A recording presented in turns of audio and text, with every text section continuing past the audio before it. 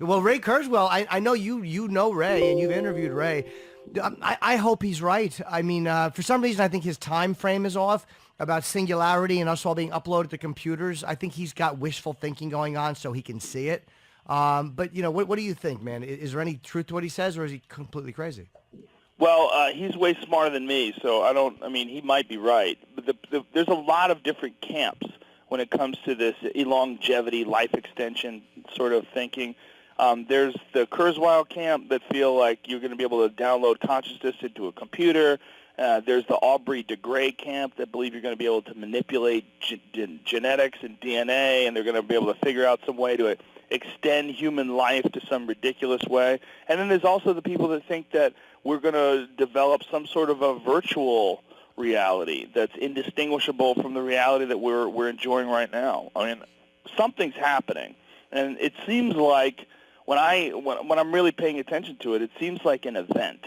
That's how it feels to me. It feels like we're all building towards something. And Yes. I've been thinking about this for a long time, and I think that that's what human beings probably have been doing since the moment we first invented flint tools. I think I've described it this way before, but I believe that human beings are like, we are right now a worm that's in a technological caterpillar, and we are going to become some new thing. Right. And I think that that's one of the reasons why, everybody's always obsessed with materialism, and people are always like, God, everybody, you can't take it with you. Why does everybody care about big houses and big cars and big TVs and, craziness and all this stuff that you can buy? And because materialism pushes innovation. Because if you want the newest, latest, and greatest stuff, that means people have to continue to make more improved products. So the more people have a desire for the newest, latest, greatest stuff, the more it pushes innovation. Well, innovation pushes improvement. It pushes technological improvement. And if you follow that, it's going to become a part of your body. We are going to have some sort of a symbiotic relationship with either computer chips or some new form of electronics that's going to enhance the way the body performs. And then once we become normalized with that, it's going to go further and further. They're going to be able to replace parts like they're doing now. I have a friend of mine that has 2 replaced hips. He had his hips replaced. That's just step 1. Step 2 is, well, your bone is rotting out. We're going to replace your bone. I know a guy who got bone cancer, and he has an artificial bone in his left leg. His left leg, like his femur, is gone. So he has a titanium femur. Well, how long before we make a whole titanium skeleton? Right. How long before we make someone who looks like fucking Wolverine? I mean, how long before we make someone who can heal on demand? I mean, if they come up with some sort of a new technology that allows your body to recognize the moment that it's injured and it instantly seals up an injury, who's going to say no to that? What, do you want to fucking die from some sort of a wound? Or do you want to take this new technology and, you can be here to see your kids have grandchildren? Doesn't it suck that we're going to miss that? Doesn't it suck that we're going to miss that? Like, I really don't think we are. You think we might see it? I don't think we are. I think we're going to see some crazy shit, Jim, in the next couple of years.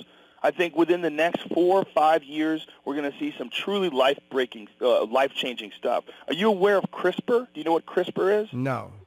CRISPR is a new method that they've devised for genetically manipulating bodies, fetuses, and they're starting to do tests on it with, I forget what CRISPR, what the acronym stands for, but they're starting to do tests on it in China with human fetuses.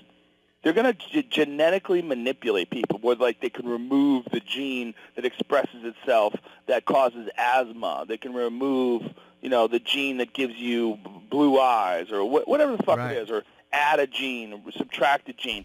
And that is going to be what people do in the future. It's just going to happen. There's going to be this ability that people have developed where they're going to be able to manipulate bodies.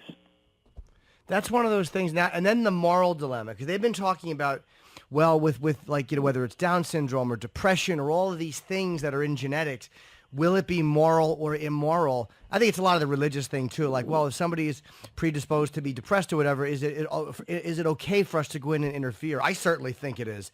But a lot of people, there's going to be a huge debate with that once it's possible. Yeah, no, there definitely is. And this is just step one. I think we're going to get to a point within, the next X amount of years, whatever it is, where our bodies and our minds are somehow or another connected through electronics. It might be some sort of a virtual reality world that we all can tap into, and whatever it is, it's going to improve in the next few years after that. And this is all pre-artificial intelligence, because artificial intelligence is where it gets really fucking weird. And that's also inevitable. Whether it's 10 years from now or 20 years from now, I mean, it's just a few decades away from there being something that you can communicate with that's not a person.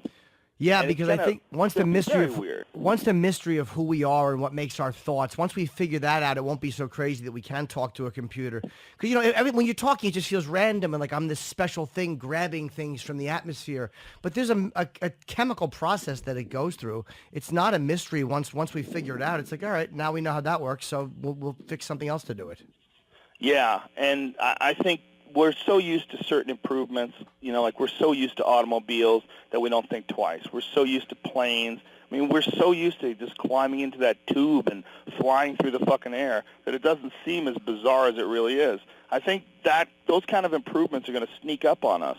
With medical science, I think they're going to sneak up on us with our ability to communicate. Like we were talking about podcasts and how strange it is that you could just sort of just sit down and just start talking and then you upload it. And, I did a podcast the other day and it got 1.8 million downloads in like 4 days. Jesus. Like that's an insane amount of people. That's an insane amount of people that can just instantly download something. Well, I think that's just, we're going to have the ability to upload thoughts, to upload memories. I'm going to be able to live a day in the life of Jim Norton. You're going to be able to see my life. Like, how people like... I'd rather see your life than you see mine. Believe me, you'd be like, how was it being Jim? Well, I can't sit. I'm telling you, it's a really bad place to be, Joe. I never thought I'd like someone pissing in my mouth, but... It does taste like popcorn. He was right. Yeah. When I see it from his perspective, he's really, truly enjoying it. I mean, I think we're going to be able to share thoughts and ideas. And I think our idea of what the future holds is all based on what we've so far seen that they've invented and technology that's currently available. I think it's just a matter of time before some fucking mind-blowing shit just changes the whole landscape. One of the things I admire about you, or I enjoy about listening to you, or when I'm on your show, is that you have the conviction of your thoughts. Meaning, none of us are always right, but if you have something you want to say, you say it, and you're willing to risk being right or wrong at a later point. You say what you want to say. And, they've been talking about GSP coming back. And I remember that moment you sat with him.